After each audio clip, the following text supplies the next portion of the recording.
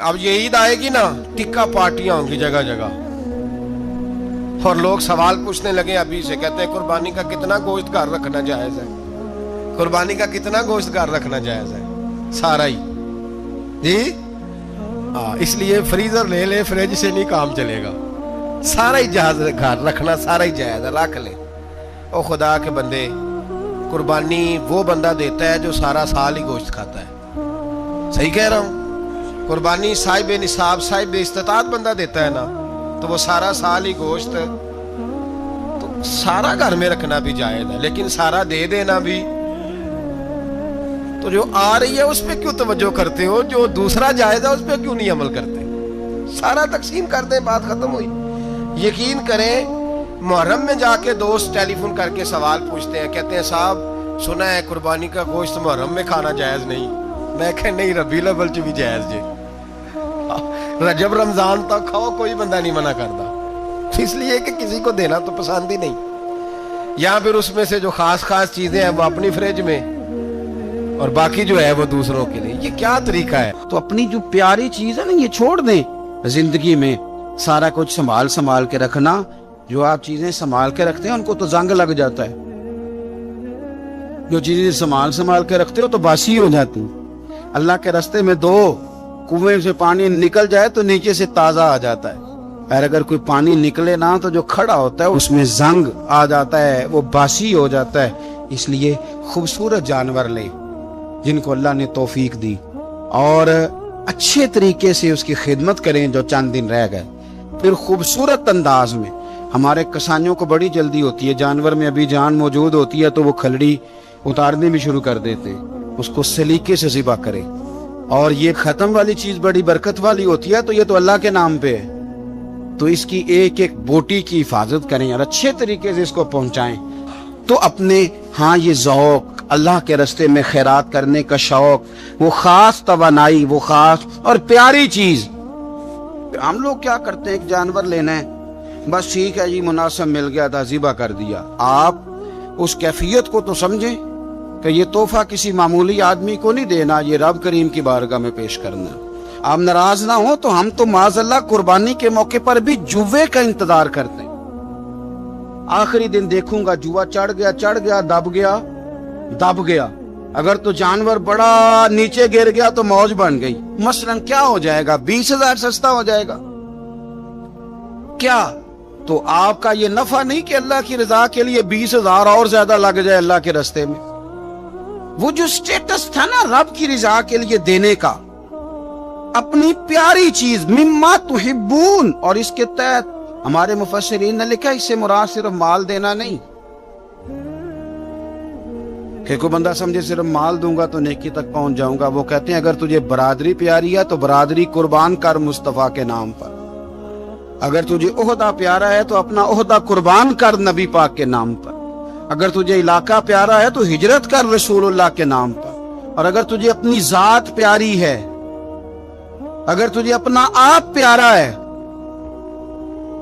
تو جان پاویں نہ جان میرے محبوبہ، میں تے لگیاں توڑ نبیساں، راہ تیرے وچ رول کے مرساں، تے قدم نہ پچھا ہٹیساں، سجنا جان امانت تیری، تو جدو منگ سے میں پیش کرے سا، جان امانت تیری جدو منگ سے میں پیش۔ ہمارا جو معیار بنے نا اللہ کے راستے میں دینے کا، وہ بڑا کمزور ہے، اس میں لطف نہیں، اس میں حضرت عبداللہ ابن عمر، یہ سادی باتیں ہیں پر اس کے کبھی حسن کو سمجھے۔ شکر کھانا انہیں پسند تھا، کس میں ہوتی ہے نا، کچھ لوگوں کو گوشت پسند ہوتا ہے، تو کچھ بچے ایسے ہیں کہ وہ گوشت پک جائے تو وہ گھر سے ہی نکل جاتے ہیں اس دن۔ حضرت کو شکر بڑی پسند تھی تو شکر کی بوریاں منگاتے تھے، اور وہ منگا کے اللہ کے راستے میں خیرات کرتے تھے۔ آپ کے صاحبزادے کہتے حضور آپ پیسے دے دیں، کسی بندے کو کوئی ضرورت ہوگی تو وہ اب وہاں وہ لگا لے گا، تو آپ فرمانے لگے اللہ کہتا ہے پیاری چیز خرچ کرو، تو مجھے یہ پیاری ہے تو میں یہ نہ خرچ کروں؟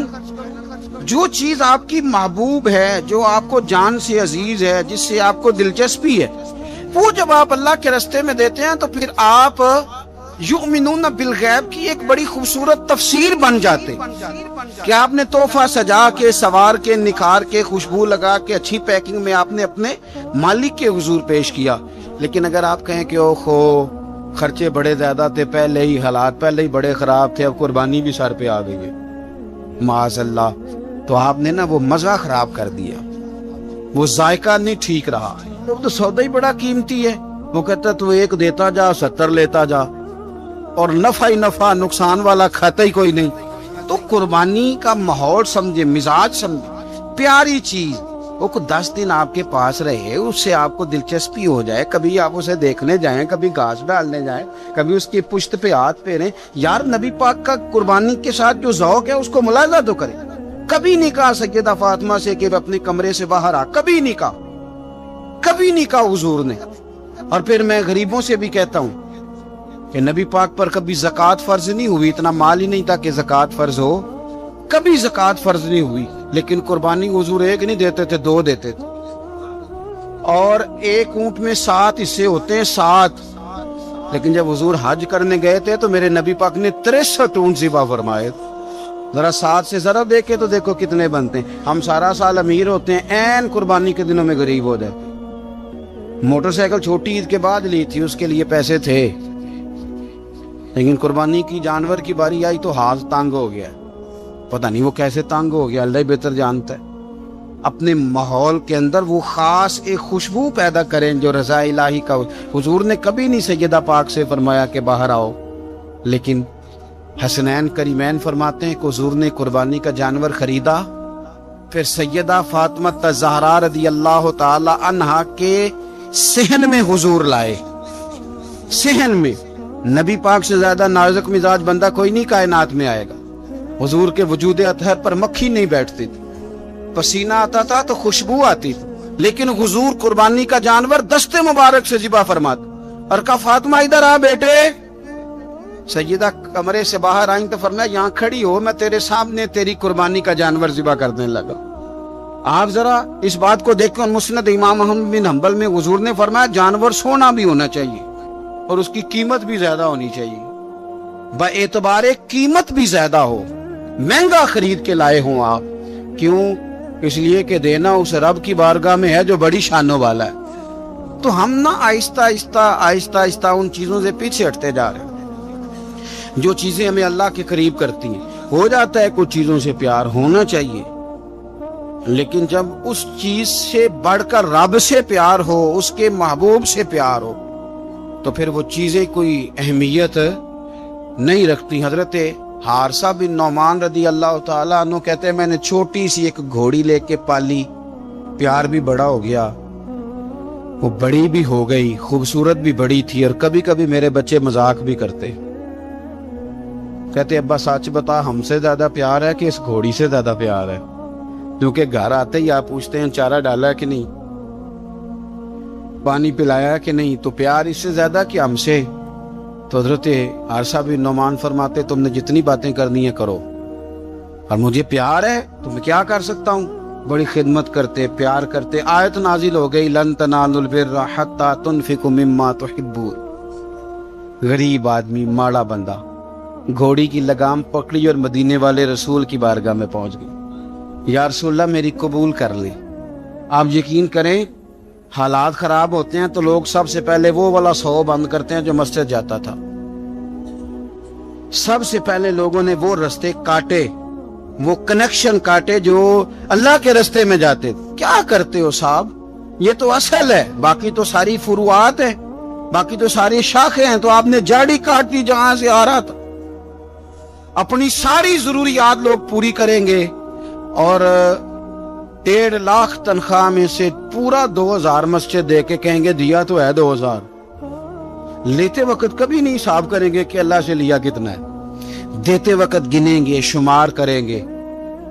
تو بھائی حضرت سیدہ اسماء بنت ابی بکر صدیق کہتی ہے میں ایک دن گن کے نا حضور کی بارگاہ میں کچھ پیسے، تو عورتوں کی طبیعت ہوتی ہے وہ گنتی بھول بھی جاتی ہیں اور کئی دفعہ احتیاطاً بھی 3-4 دفعہ گن لیتی ہیں.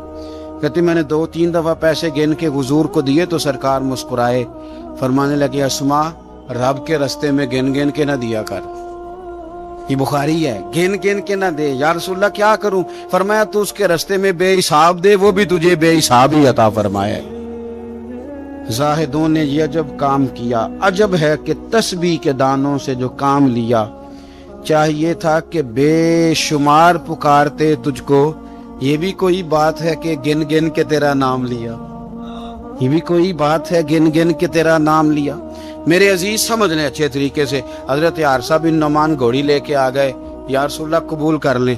تو حضور نے فرمایا تیری قبول ہو گئی. اس بات کو ذرا پھر ایک دفعہ سمجھ لیں. تیری قبول ہے. حضور کو پتہ ہے نا اس کا پیار بڑا ہے، حضور کو پتہ ہے اس نے پالی ہے، پر لے آئے تو فرمایا تیری قبول ہے، رکھ لی. چونکہ آپ کی جو روحانی ترقی ہے وہ بغیر اس کے ممکن نہیں. حضور نے وہ رکھ لی گھوڑی. جناب حارثہ بن نعمان خوشی خوشی گھر چلے گئے. ان کے بیٹے زید بن حارثہ آئے تو نبی پاک نے فرمایا یہ بھی اللہ کے راستے میں مجھے تحفہ ملا ہے، اب میں تجھے تحفہ دے رہا ہوں. حضرت زید بن حارثہ نے گھوڑی لی، دوبارہ گھر گئے تو والد کہنے لگے یہ کیوں لے آئے ہو؟ یہ تو میں دے آیا تھا. تو وہ بھی صحابی تھے نا. کہنے لگے آپ نے مصطفیٰ کو تحفہ دیا تھا، مصطفیٰ کریم نے مجھے دے دیا. تو حضرت حارثہ بن نعمان رو پڑے. فرمایا دیکھو میرے کریم کا کرم، قبول بھی کر لیا ہے اور یہ بھی انہوں نے ثابت کر دیا ہے کہ رہے بھی تیری آنکھوں کے سامنے. تو اپنا وہ جو خاص ذوق ہے اللہ کی راہ میں کچھ دینے کا، جانور کو قربان کرنے کا، احسار کرنے کا، قربانی دینے، اس ذوق کو کبھی بجھنے نہ دیں. دیکھیں نا نبی پاک صلی اللہ علیہ وسلم نے نا حد بیان کر دی. اور میرا خیال ہے یہ حدیث سمجھنے کے بعد بھی اگر سخاوت کا ذوق پیدا نہ ہو تو پھر بندے کو نا سرجری کرانی چاہیے دل کی، پر اس کو سرجری کی ضرورت ہے.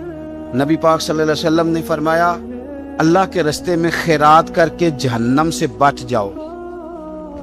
اللہ کے راستے میں خیرات کر کے جہنم سے بچ جاؤ. اللہ کے راستے میں دے کے جہنم سے بچ جاؤ. اگر کچھ نہ ہو سکے تو کھجور کا ایک ٹکڑا ہی اللہ کے راستے میں خیرات کر دیا کرو. اگر یہاں بھی ذوق یعنی کھجور بھی پوری نہیں، کھجور کا ایک ٹکڑا. ساری زندگی یہی رونا رونا ہے ہم نے کہ غریب بڑے ہیں، بڑے حالات خراب ہے، ماڑے بڑے ہیں، پوری نہیں پڑتی. اس سے آگے بھی جانا ہے کہ ادھر ہی رہنا ہے؟ دیکھو یاد رکھو اچھے طریقے سے سمجھ لو کہ فرمایا صدقہ دے، چاہے کھجور کا ایک ٹکڑا ہی دے، ایک ٹکڑا کھجور کا. اب سمجھ لیں بات کو. ہمارا جو معیار اب خرچ کرنے کا ہے نا وہ تو ہم نے امیر لوگوں کے ذمہ لگا دیا ہے. اور امیر بیچارہ بھی وہ کئی دفعہ الجھ جاتا ہے. وہ کہتا ہے جناب کس کس کو دیں؟ مسجد کو، مدرسے کو، گلی بنانے والوں کو، قبرستان بنانے والوں کو، غریبوں کو، بیواؤں کو. سب کو پتہ چل گیا محلے میں فلانا بندہ امیر ہے تو ہر ایک کی توجہ اسی کی جانب ہے. اور میں نے تو اپنی زندگی میں یہ بھی دیکھا ہے کہ امیر کے پاس پیسے آ جائیں تو لوگ اس طرح شکوہ کرتے ہیں کہ دیتا نہیں، جیسے اس کے نہیں اس بیچارے کے پیسے ہیں. اس کے بہن بھائی کہہ رہے ہوتے ہیں دیکھو جی خود کروڑوں کی جائیداد خرید لی، ہمیں 5,000 نہیں دیا. بھئی خدا کے بندے پیسے اس کے دے چاہے نہ دے. تو جب ہم سارے مل کے سخاوت کریں گے، جب امت ساری یہ شعور پیدا کرے گی، بیدار کرے گی اپنے دل میں باتیں کہ میں نے اللہ کے راستے میں کچھ دینا ہے، تو پھر تھوڑا تھوڑا کر کے. میں اکثر کہتا ہوں کہ ایک پوری یونیورسٹی قائم کر دینا بھی بڑا کمال ہے کہ میں نے اپنے شہر کے اندر ضلع میں ایک یونیورسٹی قائم کر دی. ایک انسٹیٹیوٹ بنا دینا بھی بڑا کمال ہے. اور ایک مدرسہ قائم کر دینا قرآن و سنت کا بہت بڑا کمال ہے. لیکن ہم یہ سارا کچھ نہیں کر سکتے. ایک غریب بچے کا خرچہ تو اٹھا سکتے ہیں کہ نہیں؟ اگر آپ نے ایک غریب بچہ باشعور کر دیا، تعلیم یافتہ ہو گیا، تو آپ نے یونیورسٹی کا کام ہی کیا ہے. لیکن ہم اس طرف بھی آنے کو تیار نہیں ہوتے. اپنی قربانی کے لحاظ سے ماحول کو سخاوت کا رنگ دیں، ماحول کو ذوق کا رنگ دیں. ہمارے ہاں لوگ پوچھنے لگ جاتے ہیں کہ قربانی کا سارا گوشت گھر میں رکھنا جائز ہے؟ بالکل جائز ہے. سارا گوشت کیا پورا اونٹ آپ گھر میں کھا لیں، شریعت آپ کو منع نہیں کرتی. لیکن کس نے کان میں بتایا تھا کہ قربانی کے بعد گوشت ملنا ہی نہیں؟ آپ یقین کریں، پوچھیں الیکٹریشین لوگ جو یہ کام کرتے ہیں، مکینک لوگ، ان سے پوچھیں، وہ کہتے ہیں سب سے زیادہ فریزر کا کام آنے لگ گیا. لوگ فریجر ٹھیک کرا رہے ہیں، اس لیے کہ گوشت سٹاک کرنا ہے. پتہ نہیں اس کے بعد کوئی بکرا ہاتھ آئے کہ نہ آئے، آخری سمجھ کے کھانا ہے. ایسا نہ کرو. اگر سارا گھر میں رکھنے کا مفتی صاحب سے فتویٰ پوچھ لیتے ہو تو کیا کسی مفتی نے یہ فتویٰ نہیں دیا کہ سارا بانٹ دینا بھی جائز ہے؟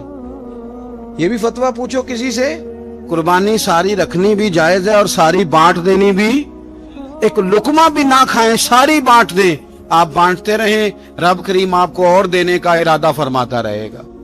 تو اپنے ہاں یہ ذوق، اللہ کے راستے میں خیرات کرنے کا شوق، وہ خاص توانائی، وہ خاص اور پیاری چیز۔ حضرت انس بن مالک رضی اللہ تعالیٰ عنہ فرماتے میں بڑا فرما بردار تھا اپنی ماں کا۔ اماں چولہے میں آگ جلانے لگتی تو حضرت انس بن مالک عرض کرتے، اماں جی آگ تو مجھے بھی جلانی آتی ہے، روٹیاں نہیں پکانی آتی، تو میں آگ جلا دیتا ہوں، اب روٹیاں پکا دیں۔ بچے سارے ہی اچھے ہوتے ہیں پر کچھ کی ادائیں بڑی نرالی ہوتی، وہ فرما بردار ہوتے ہیں، ان سے پیار ہو جاتا ہے۔ حضرت انس بن مالک کہتے ہیں میری اماں بڑا پیار کرتی تھی، میری عمر 10 سال ہو گئی اور مدینہ بھی سارا نور سے بھر گیا، مدینے والے رسول ہجرت کر کے تشریف لے آئے۔ اب یہ لاڈلے بیٹے ہیں، ماں کے لاڈلے بیٹے، اللہ اکبر۔ ماں نے کیا کیا؟ حضرت انس بن مالک کا بازو تھاما، مدرسے میں نہیں لے کے گئی، یونیورسٹی میں نہیں لے کے گئی، کالج میں نہیں لے کے گئی، جہاں سے سارے علم جنم لیتے ہیں نا، جہاں سے ساری یونیورسٹیاں بنتی ہیں، اس محبوب کی بارگاہ میں بیٹا پیش کر دیا۔ دل پہ ہاتھ رکھ کے بتاؤ، میں نے کہہ دیا، آپ نے سن لیا، عشق ہو جائے ہمیں مرشد سے، عشق ہو جائے ہمیں استاد سے۔ لوگ بچہ پڑھنے کے لیے تو ان کے ادارے میں بھیج دیتے ہیں، کبھی آپ نے سنا ہو کہ کوئی بچہ اس لیے بھیج دے کہ یہ آپ کے گھر کے کام کاج کرے گا؟ یہ بڑا مشکل کام ہے، انسان کو اولاد کمزور کر دیتی ہے، بندہ اولاد کے حق میں بزدل ہو جاتا ہے، وہ نہیں تسلیم کرتا کہ میرا بچہ اس طرح نوکری کرے، لیکن یہ شان ہے ان کے غلاموں کی۔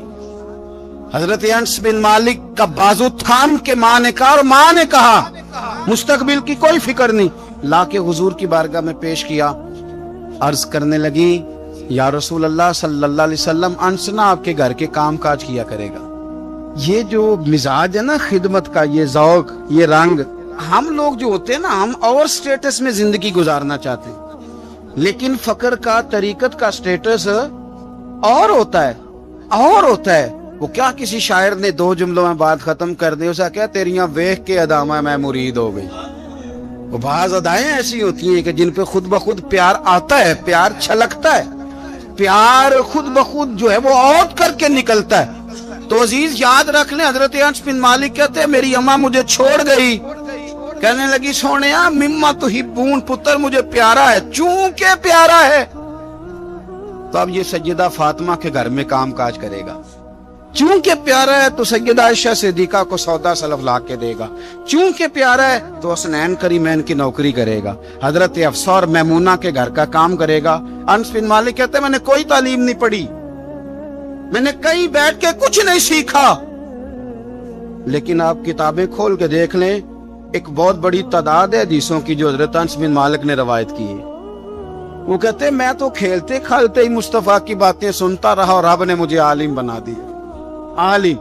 اور فرماتے ایک دن حضور نے صرف کہا تھا، لمبی چوڑی دعائیں نہیں، اور میں نے کہا بھی نہیں، میں نے نہیں کہا، ایک دن مدینے والے محبوب نے کہا تھا جا اللہ تیرے مال میں بھی برکت دے، تیری اولاد میں بھی برکت دے، ختم ہو گئی بات۔ لمبی دعاؤں کی کیا حاجت تھی؟ ایک جملہ حضور نے فرمایا، اور کیوں فرمایا؟ کہ میری ماں مجھے چھوڑ گئی تھی۔ فرماتے ہیں کہ وہ حضور نے دعا دے دی، میں وہی بیج ڈالتا تھا جو سارا مدینہ ڈالتا تھا، وہی پانی لگاتا تھا جو سارا شہر لگاتا تھا، اسی طرح حل چلاتا تھا جس طرح سارا شہر چلاتا تھا، پر باقیوں کے باغ میں سال میں 1 دفعہ پھل آتا تھا، میرے میں 2 دفعہ پھل آتا تھا۔ آپ فرماتے تھے میں اس وقت موجود ہوں تو میرے بیٹے بیٹیاں پوتے پوتیاں میری اولاد کی تعداد 100 سے زیادہ ہے، اتنی میرے چمن میں بہار آئی ہے۔ دوستو، ایک صحابی تھے حضرت مصعب ابن عمیر، چڑھتی جوانی، بڑے خوبصورت کپڑے، اتنا مہنگا جوڑا مکے میں اور کوئی نہیں پہنتا تھا جتنے مصعب ابن عمیر پہنتے تھے، اتنی اعلیٰ قسم کی چیزیں اور کوئی نہیں کھاتا تھا جتنی وہ کھاتے تھے، لاڈلے تھے۔ کلمہ پڑھنے آئے دار ارقم میں تو نبی پاک نے فرمایا تو ناز و نام میں پلا ہے، اس رستے کا مسافر کیسے بنے گا؟ یہاں تو ٹھوکریں ہیں، یہاں تو مار کھانی پڑتی ہے، تو کیسے بنے گا؟ عرض کی یا رسول اللہ آپ کلمہ تو پڑھائیں۔ پھر اس بندے نے پھٹے پرانے کپڑے بھی پہنے۔ پھر مولا علی شیر خدا کہتے ہیں میں نے اس نوجوان کو دیکھا کہ ایک پیر میں جوتا ہوتا تھا، دوسرے میں نہیں ہوتا۔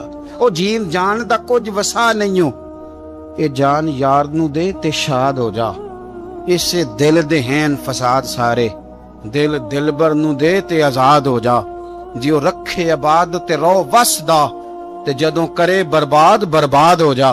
آپ فرماتے ہیں پھر وہ دن رات کوئی فرق نہیں، غلامی کی، ماں نے قید کر دیا، باپ نے قید کیا، مار کھائی، پہلے حبشہ گئے ہجرت کر کے۔ وہ بچہ جو کسی کو خاطر میں نہیں لاتا تھا، یہ وہ مصعب ابن عمیر ہیں، اپنی جان پسند تھی تو حضور کے حوالے کر دی۔ مدینے میں نبی پاک نے انہیں اپنے سے پہلے مبلغ بنا کے بھیجا، ہر سردار کی منتیں کی، ہر سردار کی منتیں کی، کلمہ پڑھ لو۔ وہ چڑھتی جوانی، بڑا بادشاہ آدمی، لوگ اپنا رویہ توڑنا نہیں چاہتے۔ جو بندہ زندہ ہوتا ہے اس میں لچک ہوتی ہے، جو پورا اکڑ جائے سمجھو مردہ ہے، اور جو آدمی لچک والا ہو وہ تو بڑے کام کر لیتا ہے، اور اگر اکڑ جائے تو پیروں میں بھی شے آ جائے تو پکڑ سکتا۔ یہ سمجھ لینا بہت سارے لوگوں کو زندگی میں کچھ نہیں ملا، اس لیے کہ وہ اندر لچک ہی کوئی نہیں تھی، تکبر کے بت بنا کے پوچھتے رہے ساری زندگی تو ملے گا کیا؟ مصعب ابن عمیر کہتے ہیں ہر چیز قربان کر دی حضور کے نام پہ، احد کے میدان میں شہید ہوئے۔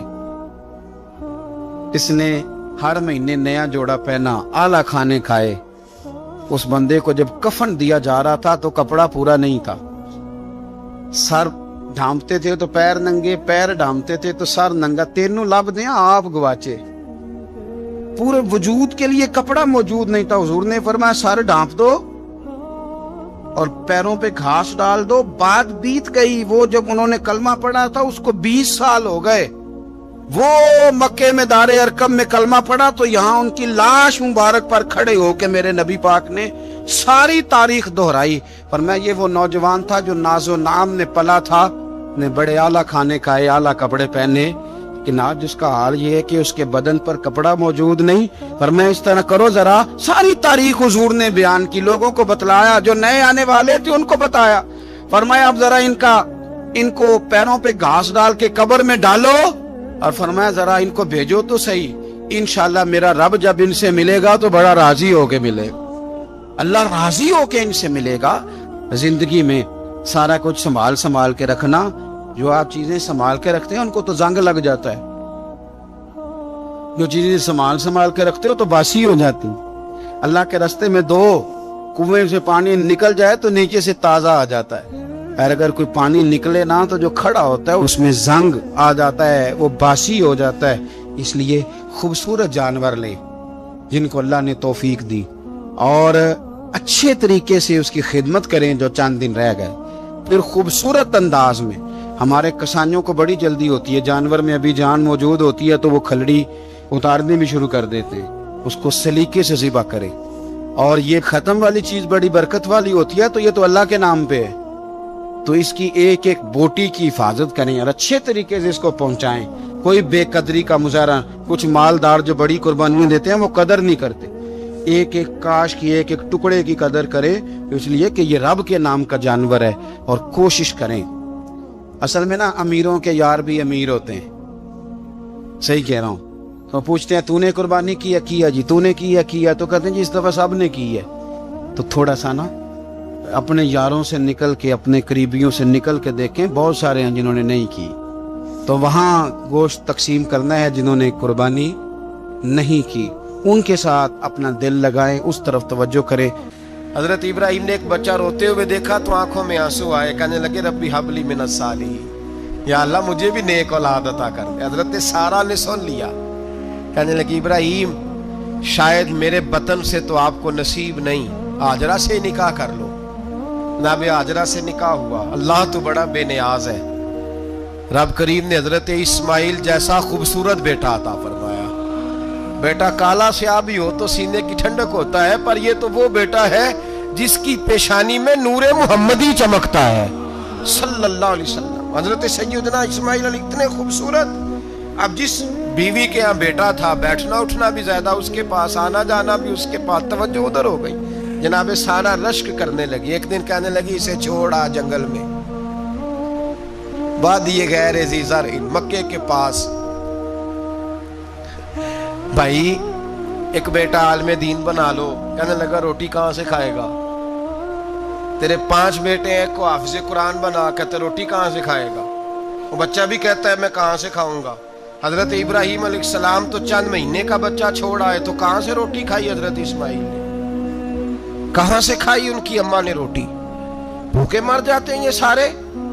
میں بڑی ذمہ داری سے کہا کرتا ہوں کہ جتنی خوبصورت روٹی اللہ کریم دین کے خادموں کو عطا کرتا ہے شاید کسی اور کے نصیب ہوتی ہو, لیکن ہم لوگ توجہ ہی نہیں کر رہے, ہمارا ذوق ہی نہیں بن رہا, ہم یہ محنت ہی نہیں کر رہے کہ قوم کو مستند علماء کی ضرورت ہے, علاقوں کے علاقے خالی ہیں, ادھر ہمارا مزاج ہی نہیں بن رہا, توجہ ہی نہیں دین کی خاطر. اور پھر چلے بچے تو بعد کی بات ہے نا, جو ابھی خود جوان ہے وہ بھی تو یہ دعا. ایک صاحب مجھے کہنے لگے میں دعا مانگ رہا ہوں اللہ مجھے بیٹا دے تو میں اسے دین پہ لگاؤں گا. تو میں نے کہا آپ بھی بوڑھے نہیں ہوئے, آپ خود ہی لگ جائیں. بیٹا تو ابھی آئے گا تو لگے گا نا, تو آپ تو اس وقت ہے تو آپ تو پہلے لگے نا صاحب. 2 گھنٹے تو نکال کے آئے, دین سیکھنے کو کافی ہے. آپ اتنی لمبی سوچ رہے ہیں کہ بچہ آئے گا تو بڑا ہوگا تو وہ جائے گا تو دیکھی جائے گی. ابھی تو آپ ہیں تو آپ تو آؤ. حضرت ابراہیم نے بچہ وہاں چھوڑا. یہاں سے جو عمرہ کرنے لوگ جاتے ہیں نا, جو حج کرنے جاتے ہیں, ان کو پتا ہے کہ وہاں دنیا کی ہر نعمت ملتی ہے, پھر بھی ڈبل ٹرپل پیسے لوگ جیبوں میں ڈال کے جاتے ہیں. حضرت ابراہیم جب وہاں لے کے گئے تو کوئی انسان نہیں تھا, پانی کا قطرہ نہیں تھا, 2 کلو کھجوریں, ایک مشکیزہ. بیوی کو تھمایا. ہمارے گھر میں ہزاروں چیزیں پڑی ہیں, لیکن وہ جو توکل ہے نا وہ ختم ہو گیا ہے. اللہ دے گا, حلال حلال پہ قناعت کرے, جائز جائز پہ بھروسہ کرے, رب کریم عطا کرنے والا ہے, وہ مزاج ختم ہو گیا. حضرت سیدنا ابراہیم علیہ السلام 2 کلو کھجوریں, ایک مشکیزہ پانی کا دے کر کے, اور وہاں بٹھایا آپ نے اپنے بچے کو اور اپنی زوجہ جناب ہاجرہ کو, اور بٹھا کر کے یہ واپس پلٹنے لگے تو حضرت ہاجرہ سلام اللہ علیہ نے آواز دی, کہا ابراہیم کس کے سہارے پہ چھوڑ کے جا رہے ہو؟ جہاں آب زمزم کا کنواں ہے نا, جو لوگ گئے ہیں جنہوں نے صفا مروہ کی صحیح کی ہے, صفا مروہ سے باہر نکلے نا, سرکار کی ولادت کا مقام ہے, اس جگہ پہ آب زمزم کا کنواں تھا. وہاں حضرت سیدنا ہاجرہ کو بٹھایا, کوئی چیز نہیں, کوئی درخت نہیں, کوئی کھیت نہیں, کوئی پانی نہیں, کوئی کنواں نہیں, وہاں بٹھایا اور بٹھا کر کے نکلنے لگے تو جناب ہاجرہ فرمانے لگی ابراہیم کس کے سہارے پہ چھوڑ کے جا رہے ہو؟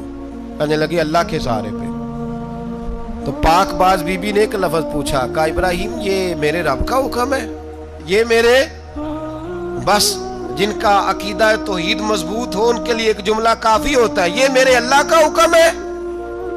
تو جناب ابراہیم علیہ السلام فرمانے لگے ہاجرہ ہاں رب کا حکم ہے. جب یہ لفظ کہے تو چاہیے تھا نا حضرت ابراہیم تسلی دیتے, تو بی بی صاحبہ تسلی دینے لگی, عرض کرنے لگی ابراہیم اگر اللہ کا حکم ہے تو پھر آپ ہماری فکر نہ کرنا, اگر یہ رب کا حکم ہے تو پھر ہماری فکر نہ کرنا. جس رب نے ہمیں یہاں تک پہنچایا ہے وہ ہمیں کبھی بھی ضائع نہیں فرمائے گا, پھر فکر نہ کرنا. حضرت ابراہیم آ گئے. بات آپ نے سنی ہوئی ہے, اشارہ کرنا مقصود ہے. 13 سال میں چلے مان بھی لیا جائے بعض روایات کی روشنی میں کہ آتے جاتے بھی رہے, لیکن مکمل دیکھ بھال اپنے بچے کی پرورش میں پورا حضرت ابراہیم علیہ السلام کا کردار, سارا کردار ماں کا تھا. میں جب خواتین کے بارے میں کوئی بات کرتا ہوں تو میں آپ کو اکثر کہتا ہوں کہ یہ صرف بیوی کے لیے حکم نہیں ہوتا, یہ ٹریننگ بیٹی کو دینی ہے اور بہن کو دینی ہے, یہ تربیت کرے اپنے گھر میں. میں تجربے کی روشنی میں یہ بات عرض کیا کرتا ہوں کہ بھائی بچے باپ کے فرما بردار اس وقت ہوتے ہیں جب اماں انہیں باپ کا فرما بردار کرتی ہے, اور بچے باپ کے نافرمان بھی تب ہوتے ہیں جب اماں انہیں باپ کا. میں نے اپنے کانوں سے سنا ایک دفعہ ایک بچہ اپنے باپ سے کہہ رہا ہے آپ نے تو ساری زندگی باہر گزار دی, پیسے کمانا کون سا مشکل کام ہے, دکھ سکھ تو سارے اماں نے برداشت کیے, سکولوں میں وہ جاتی تھی, فلانا کام وہ کرتی تھی, فلانا کام. اب یہ سوچ اس کی ذاتی تو نہیں, یہ اس کو دی گئی ہے. اور اگر اس کو یہ سوچ دے دی جائے کہ اماں کہے کہ میں تو اپنوں میں رہی ساری زندگی، میں نے تو اپنوں میں وقت گزارا، اور تیرا باپ تو کئی دفعہ جنازے بھی نہیں پڑھ سکا، اس نے تو ماں باپ ایسے دفن کر دیے، وہ اگر یہ سوچ فراہم کرے تو پھر بچہ باپ کا فرما بردار ہوتا ہے۔ اور یہ والی روایتیں ہم بیوی کو سناتے ہیں، حالانکہ کس کو سنانی چاہیے؟ بولیے، بہن اور بیٹی کو۔ بہن اور بیٹی کو سنائیں یہ باتیں، ان کو سمجھائیں، تاکہ آگے جا کے وہ جو گھر ترتیب دیں وہ گھر بڑا عمدہ اور نکھرا ہوا ہو۔ حضرت سیدنا ابراہیم 13 سال کے بعد آئے، چونکہ گھر میں اللہ تبارک و تعالیٰ کی دوستی کا چرچا تھا، اللہ تبارک و تعالیٰ کی محبوبیت کا غلبہ تھا۔ 13 سال کے بعد فلما بالغ معہ سعیا، بیٹا جب اتنا بڑا ہوا کہ سال چلنے لگا، تو حضرت ابراہیم نے اپنے بیٹے کو بلا کے کہا، بیٹا مجھے خواب آئی ہے، میں تجھے ذبح کر رہا ہوں، تیری کیا رضا ہے؟ تو حضرت اسماعیل کہنے لگے، یا ابت افعل ما تؤمر، ابا جی اللہ جیسے حکم دیتا ہے میرے ساتھ ویسے ہی کریں، جیسے اللہ حکم دیتا ہے ویسے ہی، بولیے، ویسے ہی کریں۔ حضرت حاجرہ کو کہا کہ ایک دوست نے دعوت کی ہے تو وہاں جا رہے ہیں، بی بی مطمئن ہے، تفصیلات کی ضرورت نہیں، ختم بات، اعتبار ہے، مطمئن ہو گئی۔ شیطان پیچھے سے آیا اماں کے پاس، ذرا تھوڑی دیر کے لیے تصور جمائیے، یہاں تو پڑوسن آ کے کوئی بات بتا دیتی ہے خاوند کے بارے میں تو کئی مہینے جھگڑا جاری رہتا ہے، پڑوسن محلے دار۔ شیطان نے آ کے بتایا لفظ کیا ہے؟ کہا حضرہ تمہیں پتا ہے کہاں جا رہے ہیں؟ کہا دوست کی دعوت میں۔ تو کہنے لگے دوست کون ہے؟ رب کریم، اور ابراہیم کا خیال ہے کہ اس رب نے مجھے حکم دیا ہے کہ میں ذبح کروں۔ تو حضرت حاجرہ کہنے لگی کبھی باپ بھی بیٹے ذبح کرتے ہیں؟ شیطان کہنے لگا ان کا خیال ہے کہ ان کے رب نے حکم دیا ہے۔ تو جناب حاجرہ فرمانے لگی اگر رب نے حکم دیا تو پھر تو مجھے شیطان لگتا ہے، تو مجھے شیطان لگتا ہے۔ کا کیا مطلب؟ فرمانے لگی اگر رب کریم کا حکم ہے تو میرے پاس ایک اسماعیل ہے، اگر 1000 بھی ہوتے میں سارے اللہ کے راستے میں پیش کر دیتا، دے دیتی، مالک کا ہی تو ہے سارا کچھ، اسی کا ہے، اس میں لیت اللہ کی کیا گنجائش؟ حضرت سیدنا ابراہیم علیہ السلام نے بیٹے کے حلق پہ چھری رکھ بھی دی اور چھری چلا بھی دی، رکھ بھی دی اور وہ تو اللہ کریم نے فرمایا یا ابراہیم قد صدقت الرؤیا، ابراہیم تو نے خواب سچا کر دکھایا، وہ قیامت تک تیرا نام رہے گا۔ حضرت ابراہیم نے وطن بھی دیا، جان بھی دی، بیٹا بھی، اللہ کریم نے دمبے دیے، فرمایا یہ فدیہ ہے۔ اب یہ قربانی قیامت تک حضرت ابراہیم کے طریقے کے مطابق جاری ہے۔ اللہ تعالیٰ توفیق رفیق عطا فرمائے۔